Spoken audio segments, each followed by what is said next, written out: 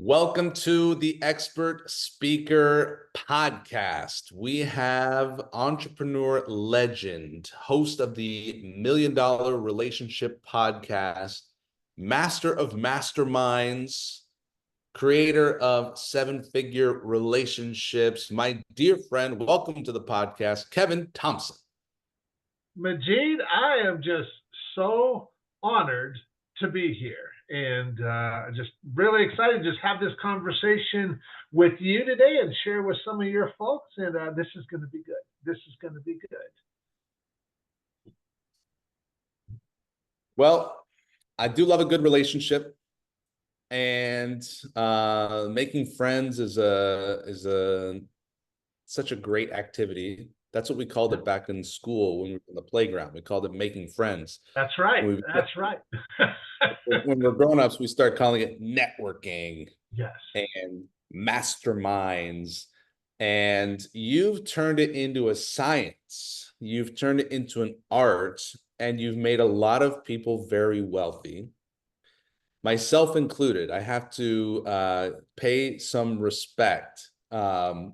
You've sent me a couple of amazing clients, and when they come to me, it usually sounds something like, Kevin says you're amazing, I'm ready to buy. The power of a referral. So let's talk about referrals. But first, I want to tell this quick story.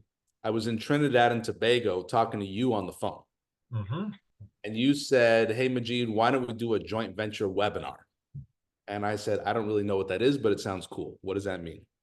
And you said, I'll send you a couple of emails. You can email out to your list, just telling them how wonderful Kevin is, and that we're going to get on a webinar to learn some stuff from Kevin. And if anybody signs up for what I'm selling, I'll give you 20%. And I said, that sounds easy enough. So all I have to do is send 3 emails. And I remember I copied it directly from a Word document that you sent me. Okay. I put it right into my email scheduler. At the time, I was using MailChimp. Okay. And it said, like, send this one on Wednesday, send this one on Thursday, send this one on Friday. And the webinar is like Friday at noon. So I took about 10 minutes to plug it into my emailer. And then I said, okay, I don't know what's going to happen, but I'm going to be on the webinar Friday at noon because I want to learn from Kevin. And I remember sitting and watching the sunset. So it must have been a little bit later than noon. Sipping my drink, watching my computer, listening to you talk about relationships. And at the end, I got an email from you that said, hey, Majeed, 3 people signed up for my $1,000 offer. And I thought, that's great. Good for them. Good for you. And when I got home from Trinidad and Tobago, I had a letter in the mail from you, handwritten, a check with $600 signed by you. And I thought, wow, that must have been the best $600 I ever made, because it took me 10 minutes of a MailChimp scheduler. And those 3 people got to benefit from working with you. And then I took that template and I used it in my business to make millions of dollars. I love that. Thank you, thank you, thank you. Because I took that email 1, email 2, email 3, and I'll send you 20% of whatever people buy from me. I took that, and it's my main way of getting clients now. Is going to someone and saying, hey, you got an audience. Why don't I give you 3 emails to send? I'll take care of your people. I'll teach them a great class. I'll offer them something amazing. And whatever they buy, I'll give you 20%. Yep. And thank you so much for that strategy. You are so welcome. And I love hearing stories like that, that not only did we get to collaborate together, you and I, and do something together that was far more powerful and impactful than either one of us could have done on our own. But to hear that you have since gone on, and that model was just a perfect fit, was in perfect alignment with you, and you're like, I'm going to start using this same model for doing what I do. And heck, right before we hit the record button, you were telling me that I just did this thing and I got 3 new clients at $5,000 a piece. And I'm like, how awesome is that? you know. Feels And good. all Yeah. these years later, that model is still working for you. And that is like really, really awesome, Majeed. Well, there's a couple elements at play with that model, and it has a lot to do with trust. Yes. Yes. So the first thing is the person who's going to send out emails promoting me, they better trust me, because I'm risking their brand and their reputation if I'm not good at what I say I'm good at, right? That's right. That's right. And then secondly, the client who's coming on to the webinar and later onto a call with me, they trust whoever sent them to me in the first place. Yes. So we're working with trust here. Yeah. And you and I met through a mastermind. And for those listening, a mastermind is a group of people who've gotten together with the intention of supporting each other. You and I met through a group called Archangel. And so because I was in that group and because you were in that group, I assumed you were a certain caliber entrepreneur, and I was right. And I assumed you had good intentions and we can trust each other. And so it really accelerated our ability to do business. Yeah. So tell me, Kevin, I know you invest a lot in masterminds. You've probably seen a lot of masterminds come and go. And you've hosted masterminds, and I've joined your mastermind, and it was worth the $20,000 I invested it 5, 6, 7 years ago, whenever that was. What makes a great mastermind? How do you pick your masterminds that you join and pay for? And how do you design your masterminds that you have created over the years? So, okay. So let's talk about what I can, because I mean, I've invested well over $1 million being a member of Mastermind. There was a 3-year stretch where it was a little over $200,000 a year, not counting travel expenses, just investments to be in the groups and stuff.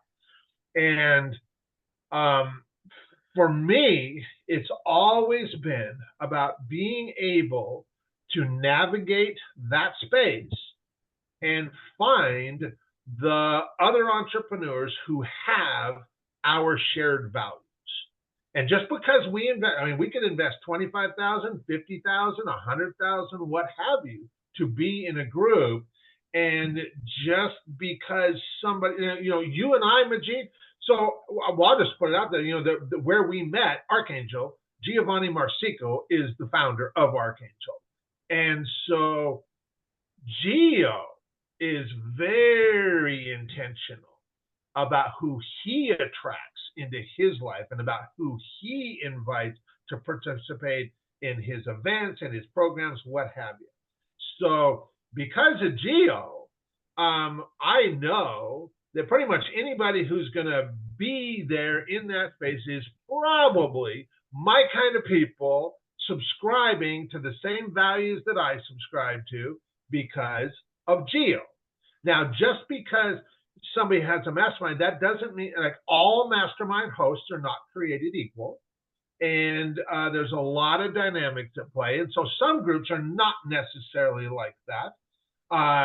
And you just have, we as participants, we have to navigate that space.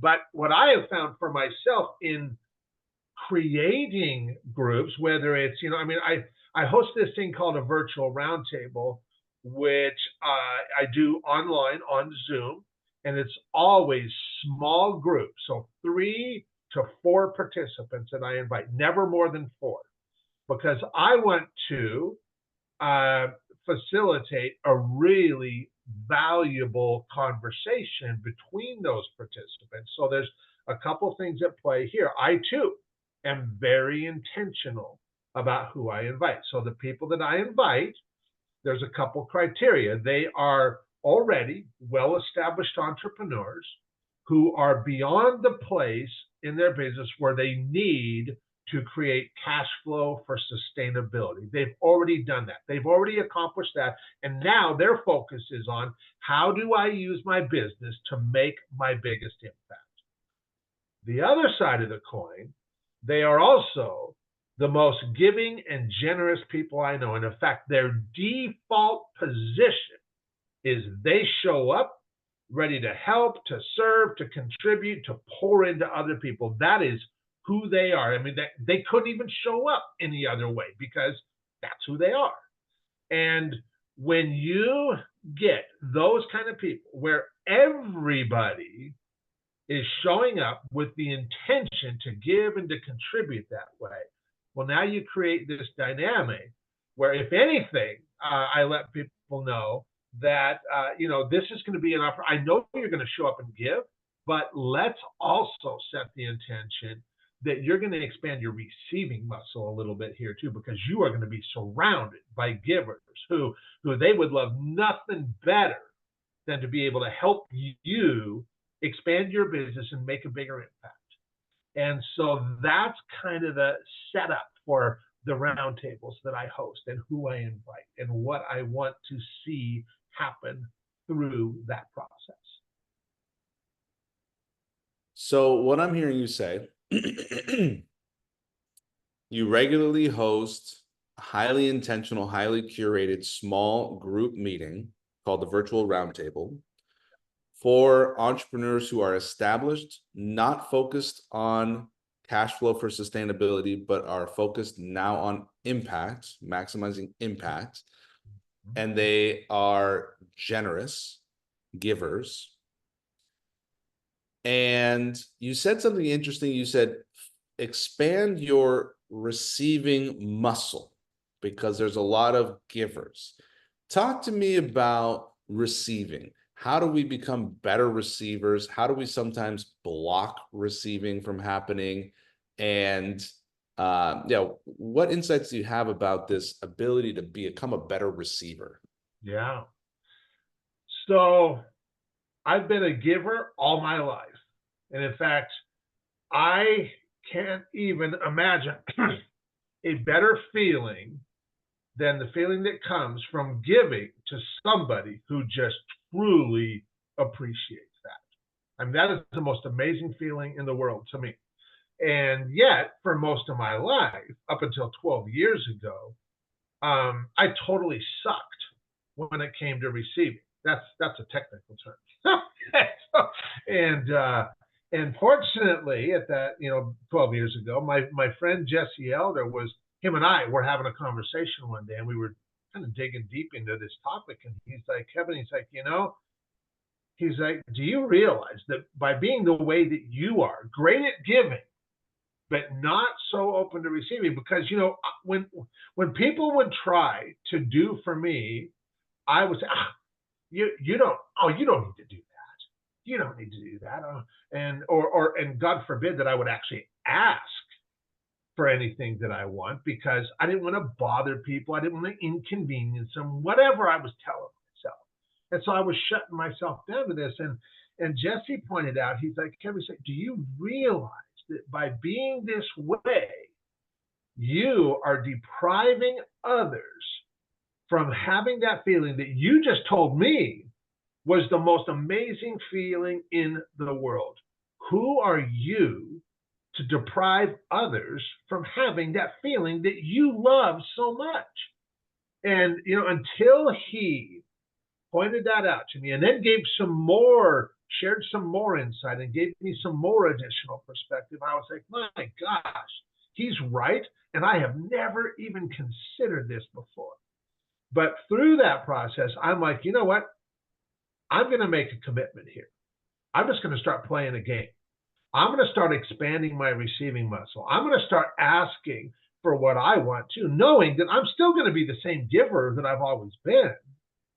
And so I'm like currently 12 years in to this experiment. And I will tell you, I have been absolutely blown away by not only being able for me to expand my own receiving muscle, which, by the way, when we expand our receiving muscle and open ourselves up to receiving more, we ultimately get to give so much more too and stuff. So it's a big thing that just keeps circling and circling. And now I have also been able to help so many other entrepreneurs. And I used to think that, like, successful entrepreneurs. You know, entrepreneurs, if they're running a business doing 50 million, 100 million a year, they've got this whole giving and receiving thing already figured out. I mean, they'd have to, right? How could they run a business like that if they didn't? But yeah, I was so wrong. 80-20 principle, Pareto's principle, still applies. Most entrepreneurs, regardless of how successful they seem on the outside, how big of a business they run, about 80% of them, if I ask them on a scale of 1 to 10, you know, when it comes to receiving, where would you rate yourself? They're going to rate themselves anywhere from a 1 to probably maybe a 7 on the high end. And so, so much of the work that I now do is just helping other entrepreneurs expand their receiving muscle too, which in turn allows them to make a much bigger impact through their business, which allows them to give even that much more. I mean, all of that starts unfolding. Kevin, I have a little theory on this giving, receiving, and I'll present it to you and get your feedback. Okay. So I think that there is a tendency for people to feel a sense of debt. And there's even a term called a debt of gratitude. It's like, I owe you one. And so if you do something for me, I should do something back for you to balance things. That's why we say, hey, I owe you one. And there's maybe some expectation. And my theory is that the reason why people have a hard time receiving is they don't want to feel this debt because they don't necessarily have something immediately to balance the value exchange. And they don't want to hold the debt and say, okay, well, I got to do something for this guy later because he helped me out so much. So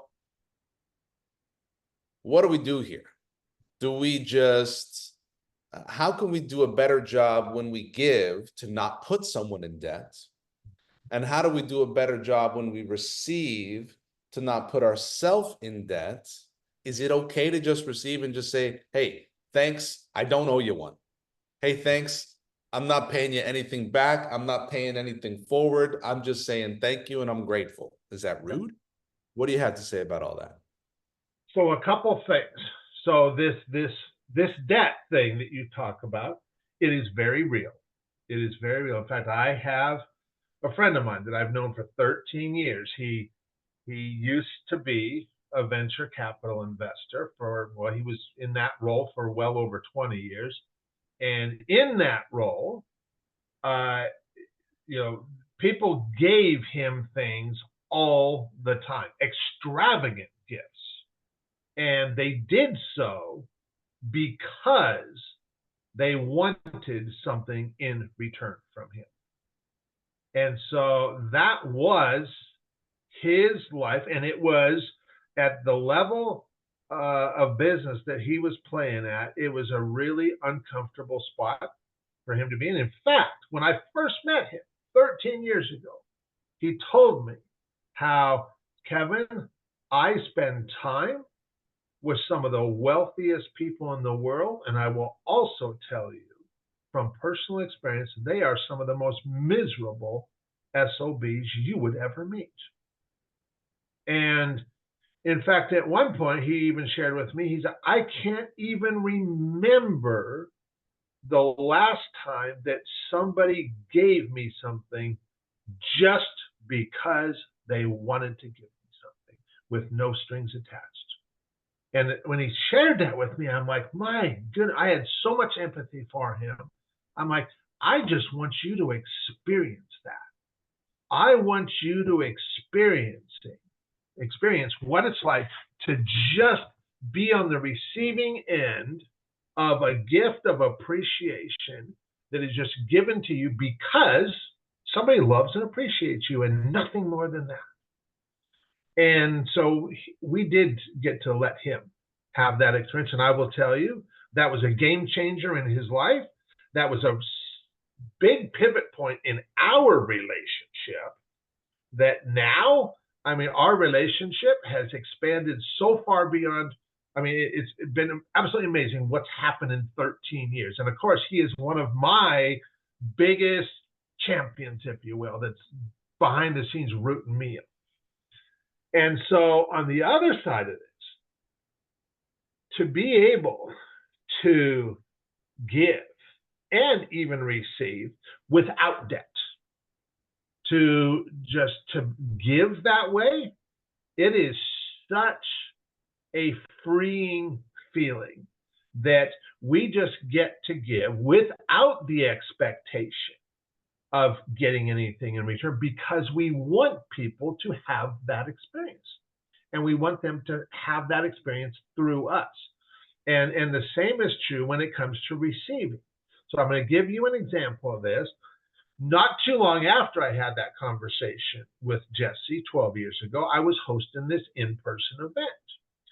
And one of the guys that I invited got introduced to me by one of the other guys that I had already invited. And he was like, hey, Kev, you should talk with my friend Michael, because you should really invite him to your event. And so I did. I had that conversation with his friend Michael.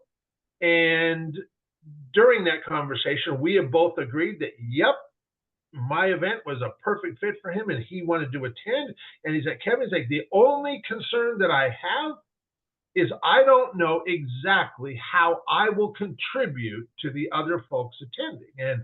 And I was like, well, Michael, I said, being that that's the biggest concern you have, it speaks volumes about who you are as a person. And so I'm just going to throw this out there and you tell me how this lands. What if we, just you and I right now, we just set the intention, because you don't have to worry about that at all. You just set the intention that you want to be able to provide value and contribute and pour into the other participants. And you can just let go of the how that's going to happen and just know that because you want to, the opportunity is going to open up and the how will present itself, and you will know exactly how to do that when the time comes. And he's like, Kevin, I'm totally cool with that. That sounds great. And so he signed up and put his money down. 2 days later, he calls me up and he's like, Kev, I've been really thinking about this for 2 days. And he's like, I know you're up north of Seattle and I'm down here in Seattle. And I know you're hosting the event up there, but if it worked out, if you think that your folks would like it, he's like, Kevin, he's like, August is such a beautiful time of year here in the Northwest. And he's like, I've got this 65-foot yacht here in Seattle, and I would love to host you and your folks on my boat and take everybody cruising around Seattle and just give them a different view of Seattle from the water. And I'm like, wow, what a generous. I was like, how much do you need for that, Michael? He said, Kevin, I don't want anything. I've been thinking about how I can contribute, and this is how I would like to contribute. And I was like, and so now we're going back to my own thought process, because Majeed, there would have been a time when I would have responded and said, oh, Michael, you don't need to do that. You're already investing of your time and money to be here. You don't need to do that. And that would have been a worse thing that I could have possibly done in that moment, because he spent 2 days thinking about how can I contribute to this, and that's what he came up with.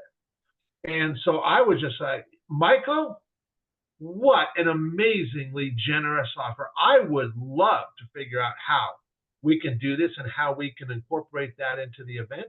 And we did, and it was an amazing experience. And since then, Michael, he was like, Kev, he's like, you hang out with amazing entrepreneurs. He's like, man, I would host you guys on the boat at any time. And you know, even at that, I didn't reach out to him. 2 years later, he actually reached out to me and was like, Kev, summer's coming again, man. We should do another event. And I'm like, well, okay. And so we did. And Michael and I have done 2 more events like that together. And so, and the thing is, Majeed, I could give you example after example after example of things like that that have come from just playing a game of how much can I expand my receiving muscle? How much can I help other people in my world expand their receiving muscles? Fantastic. Kevin, I love how you teach with stories. You use dialogue. I felt like I was right there on the boat with you, watching the skyline of Seattle from the 65-foot yacht. So the lesson is expand your capacity to receive. Even if you don't know how to contribute, it's okay to just have the intention to contribute. Yeah. Let your mind wander, and you might end up with offering a yacht. So fantastic.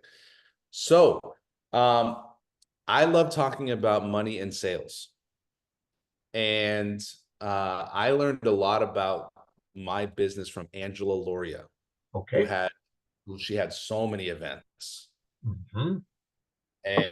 And she learned from Kevin Nations a model that Kevin calls big money from small events, Mm-hmm. Mm-hmm. which says you can have just a handful of people, but if they're the right people and you've got a good offer, you can make a lot of money. Mm-hmm. And I watched that happen. And I know you learned from Kevin. I'm not sure if he was teaching big money, small events. I actually met Angela because her and I were both in Kevin's group together. So. There you go. I love tracking the kind of lineage of who learned from who, and a lot of roads lead back to Kevin Nations. Mm-hmm. And so here's an interesting question for you. The generic question would be, how do you sell at events? But the Kevin Thompson specific question is, how do you use your events to sell without putting people off, without damaging relationships? Because, there's a way to sell that brings everybody closer together and they feel happy to be at the event and happy to receive the offer. And then there's another way to sell where people feel like, geez, why did I even go to that event? It was just a big sales pitch. Yeah. Yeah. Yeah. So to what degree are you selling at your events now? Like, do you tend to make a high ticket offer at your event? Because sometimes it can be like, here's the offer, and you have to decide by the end of the day tomorrow. And if you're not in, then you're out. Or sometimes you just do a great event and there's no offer at all. Mm-hmm. Mm-hmm. Mm-hmm. So what would you like to share about sales and events? So and I love that Kevin's name came up. Kevin is the master Kevin doesn't sell. He just surrounds himself with the right people and gives them an experience to which they're like, you know what, I really liked that and I want more of that. I would really value having more of that. Now, Kevin did teach his process. That's what, when I and Angela were in his group, a lot of what he did was teaching how he does what he does. But what's really, and Jesse Elder has also been instrumental in, Jesse had this training that he came out with several years ago called Sell with Soul. And that, right as soon as I heard the name of it, that just totally resonated with me, because my way of selling is just so completely different. It's like, like the round tables that I host or the live events, so I haven't done a live event since April of this year. So we're to April to May, June. So 4 months ago was the last live event I did. And I don't even know when I'll do the next event. I will do it when it feels like the right time to do it. But I had 6 entrepreneurs that flew in from around the country for this event that I did in April. I rented a 20,000 square foot home right here in my hometown. It's a castle, really. Really just phenomenal, beautiful home. And with the attendees and myself and the couple people that I had on staff to help create a great experience. So there was 6, 7, there was like 9 of us in this home for the week, which, it was like, we had so much space. We got to sit in a different room, morning, afternoon. We just bounced around this house wherever we felt like hanging out, in all these different rooms, and And my whole thing with whether it's doing a virtual roundtable or whether it's doing an event like that, I don't charge per se for the virtual roundtable, although anybody who's come, there's a 2.5 hour time investment. And for the kind and caliber of entrepreneurs I invite, that's a substantial investment. 2.5 hours of their time that's a big investment. And I realize that.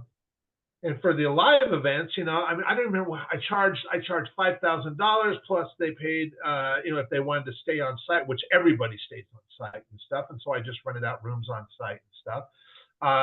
At that event, so 6 people, 5,000 a piece, plus we'll just say they paid it was around $1,400 to stay on site. So we'll just call it 6,500 times 6. So what does that equal?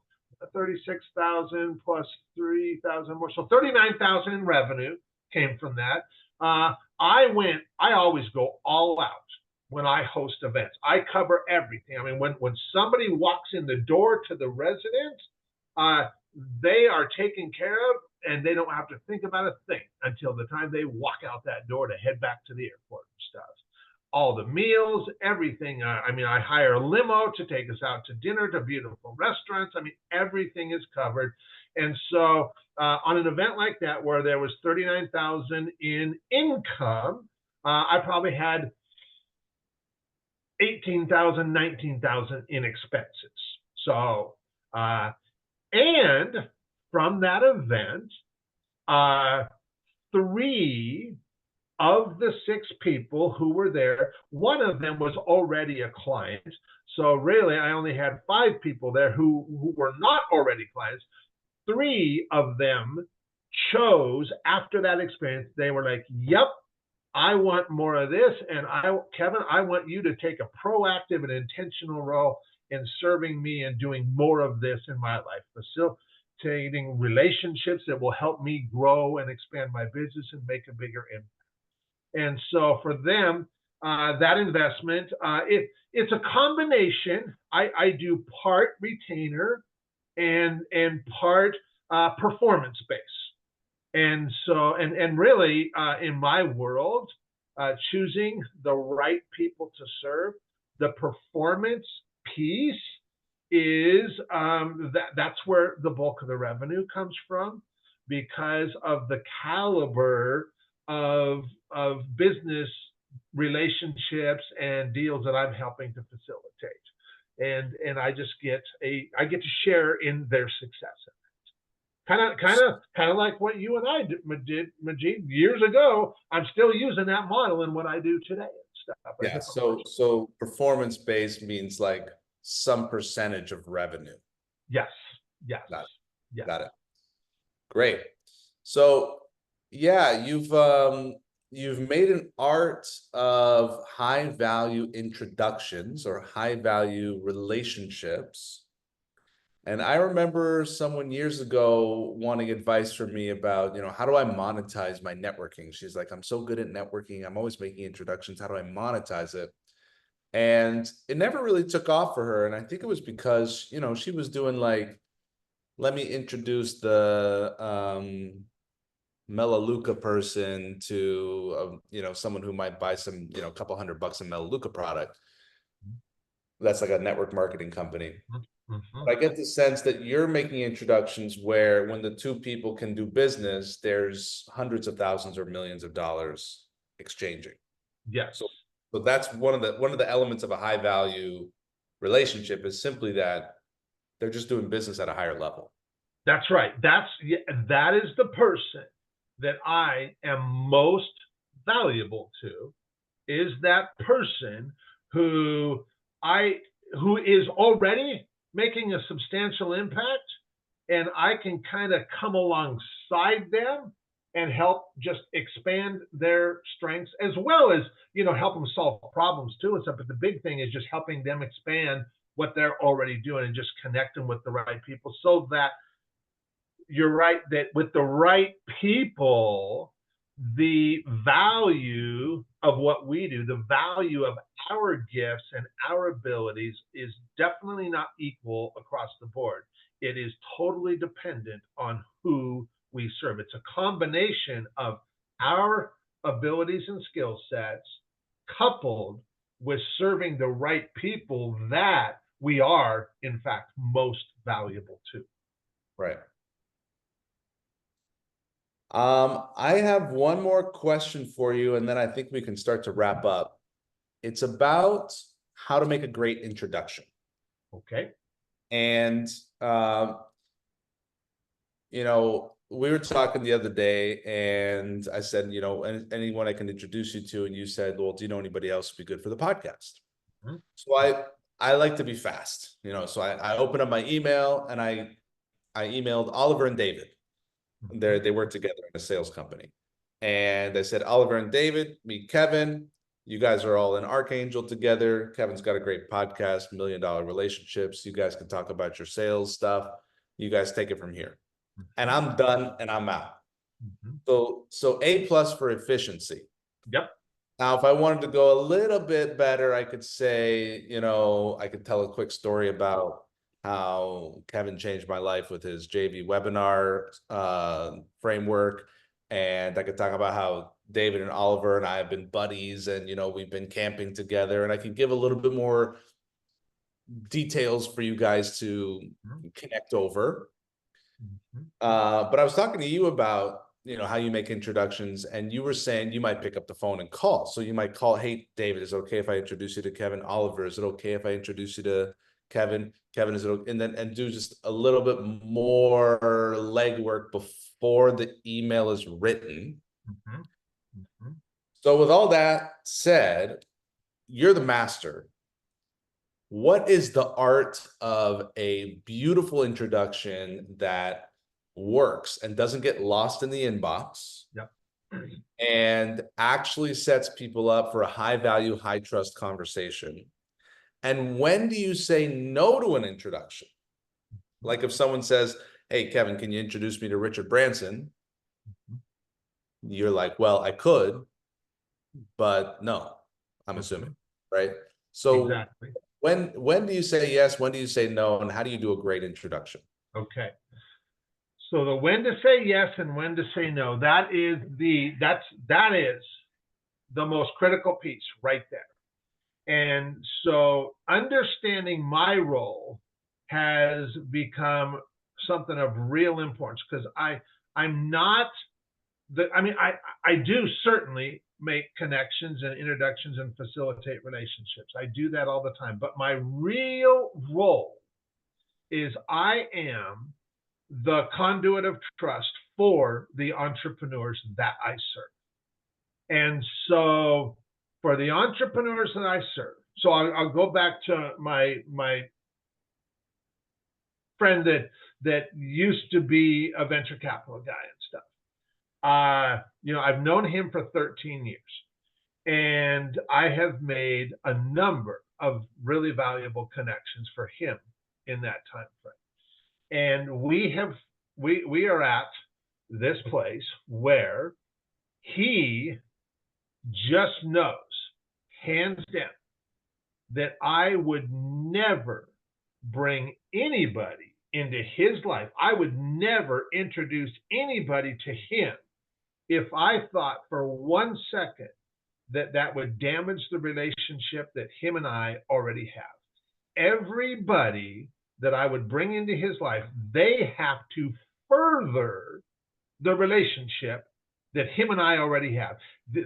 Whatever ultimately comes from it, he has to come back to me and go, Kev, that was awesome. Thanks so much for connecting me with so-and-so.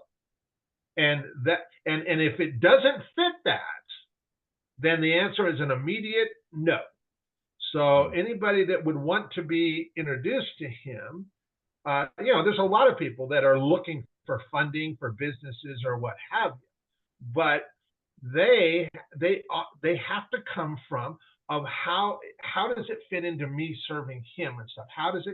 How can they bring their gifts and their abilities and their resources to the table to help him? And that's always what I'm looking at. And I'm always, because heck, that's the guy that I love showing up to be. I love being that guy. I love holding that role for the people in my life. And so I'll give you an example of this, because I had another friend of mine who runs a large company. They've been in business for 20 years. He would like to exit in about 10 years. And there's some things that he wants to do. They've never done any external marketing. Every business in 20 years has come through referrals and stuff. They want to get some external marketing in place over the next 10 years so that it will increase the valuation of the company when it comes time to sell. The other thing, they have never taken any outside investment money. They have grown the business solely on their own earnings. And he was like, I would really like to find an investor partner that would be a right fit with us and would share values. And he's like, Kevin, he's like, I have talked with other VC guys in the past, and man, it's like pulling teeth. It's a terrible thing. They ghost you. They don't show up. And he's like, it's just a really cruddy experience. And as he's telling me this, I'm like, I'm kind of chuckling. I was like, I have a close friend of mine that he probably, in fact, he was that VC guy that you are talking about. That used to be who he was, always focused on ROI. I mean, that was his world. But he is not like that now. And now him and a group of 8 of his buddies, they have their own fund and all this. And I was like, I'm going to get you connected with him. And I did. They had a conversation. And as soon as they had that conversation, he's texting me going, wow, Kev, you were right. That was the guy to talk to. Man, that guy is so smart. And him and I have talked recently. And he walked me through some of the stuff that my other friend taught him. And he's like, man, he's like, I'm going to start doing this so that we can start getting the help we need and really grow this business over the next 10 years. So it's going to be a really nice exit. And so, it's that. And so people have tried knocking off my model over the years. And the stumbling point is exactly what you said. They look at it and go like, oh, that could be a really profitable model. And that's the big stumbling block right there, is when we are motivated by the money, it's the wrong intention. And people can smell, especially entrepreneurs at that level, they're going to smell you coming a mile away. They know when you're all about what can you get from them. And they also know when you are all about how can I serve? How can I contribute? How can I help? And they know your heart there too. And so, in my world, I love doing what I do. I get immense joy and satisfaction from whether it's hosting a live event, whether it's hosting a virtual roundtable and watching the conversations and the connections that take place and the new relationships. And yes, the revenue that comes from that. But the revenue, that is not the motivation or inspiration. It's facilitating relationships between resourceful entrepreneurs that those right relationships are incredibly valuable for. And the revenue is the natural and organic byproduct of doing that. Very good. Very good. So when you make an introduction, before you make the introduction, you make sure it's mutually beneficial. It's not one-sided. It's not only about the money. And you tend to talk to both parties first before making the introduction. Yes. Yeah, I talk with both parties, so they're expecting it. And then from there, does it matter if it's an email, like a 3-way email, or if it's a 3-way text message, or I've done it all. Text message, email, Facebook Messenger, whatever works for the parties that I'm introduced. Got it. All right, Kevin, you are a wealth of information and wisdom on relationships. Tell us how we can learn more from you and come to one of your yacht parties or yacht events. How do we get connected and learn more from you? I'll tell you, let's do this. If you would like to connect, I take a look at what we're doing with the $1 Million Relationships podcast. Go there, take a look at an episode or two, and if that resonates with you, and if you have somebody in your life that just has been so instrumental, that has made such an impact on your life or your business, that you would really like the opportunity to honor that person or persons, I would love to hear from you. I'd love to have a conversation and get to know you a little bit better. And if it makes sense, I would love to interview you for the podcast. And I will tell you, that is such a powerful way to start a new relationship. So check out the podcast. If it resonates with you, look me up on Facebook, Kevin the Connector on Facebook, and just shoot me a message and just let me know you heard of me from Majeed, and you checked out the podcast, and you have somebody you'd like to honor, and man, what a beautiful way to start a new relationship. And I would absolutely love to hear from you. Fantastic. You're the best, Kevin. Thank you so much. Absolutely, my pleasure.